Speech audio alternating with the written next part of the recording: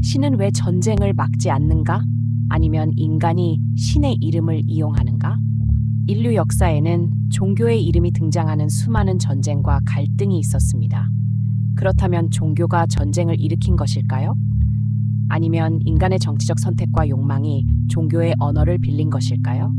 오늘은 성경의 가르침에서 시작해 십자군 전쟁과 유럽의 종교 전쟁, 그리고 현대 사회까지 이 질문을 따라가 보겠습니다. 성경에는 전쟁과 폭력에 관한 다양한 기록이 존재합니다. 동시에 신약 성경에는 원수를 사랑하고 평화를 추구하며 폭력을 경계하는 가르침도 등장합니다. 예수가 체포되는 장면에서는 칼을 사용하려던 제자에게 칼을 거두라고 말합니다. 하지만 역사를 보면 종교를 믿는 사람들이 언제나 이러한 가르침대로 행동했던 것은 아닙니다. 여기서 중요한 구분이 필요합니다. 종교의 가르침과 인간이 종교의 이름으로 선택한 행동은 반드시 같은 것이 아닙니다. 11세기 말 시작된 십자군 운동에는 분명 강력한 종교적 동기가 존재했습니다. 성지를 둘러싼 신앙과 당시 교회의 영향력은 중요한 요소였습니다. 그러나 역사가들은 십자군을 종교 하나만으로 설명하지 않습니다. 당시의 정치적 상황과 사회적 변화, 영토와 권력 관계, 개인과 집단의 다양한 동기가 복잡하게 얽혀 있었습니다. 따라서 십자군을 단순히 신이 명령한 전쟁이라고 규정하는 것도, 반대로 종교는 모두 핑계였다고 단정하는 것도 역사를 지나치게 단순화할 수 있습니다. 종교개혁 이후 유럽에서는 가톨릭과 개신교의 갈등이 심화되었습니다. 1618년에 시작된 30년 전쟁은 그 대표적인 사례입니다. 전쟁 초기에는 종교적 갈등이 중요한 역할을 했지만 시간이 흐르면서 왕조와 국가의 경쟁, 영토 문제와 국제 정치가 더욱 복잡하게 결합했습니다.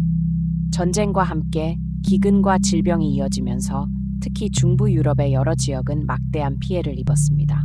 현대 사회에서도 정치 지도자가 자신의 정책이나 국가적 선택을 설명하면서 종교적 표현을 사용하는 경우가 있습니다. 그러나 현대의 전쟁과 군사 행동은 안보와 영토, 동맹 관계, 국내 정치, 역사적 갈등과 국제 정세 등 다양한 요인이 복합적으로 작용합니다. 따라서 어떤 지도자가 종교적 표현을 사용했다는 사실만으로 그 전쟁의 실제 목적을 단정할 수는 없습니다. 그럼에도 중요한 질문은 남습니다. 종교적 신념이 정치적 결정의 근거로 사용될 때 우리는 신앙과 인간의 정치적 책임을 어떻게 구분해야 할까요? 역사를 돌아보면 종교의 이름은 서로 다른 방식으로 사용되어 왔습니다. 누군가는 신의 이름으로 평화를 이야기했고, 누군가는 같은 신의 이름으로 전쟁을 정당화했습니다. 그래서 어쩌면 우리가 물어야 할 질문은 신이 왜 전쟁을 막지 않았는가만이 아닐지도 모릅니다. 신의 이름을 말하면서 실제 결정을 내리고 행동한 인간에게는 어떤 책임이 있는가? 그 질문 역시 함께 생각해야 합니다. 신은 전쟁을 막지 못하는가? 아니면 인간이 신의 이름을 이용하는가? 전쟁의 책임을 신에게 돌리는 순간 인간의 선택과 책임이 가려지는 것은 아닐까요? 여러분은 어떻게 생각하십니까?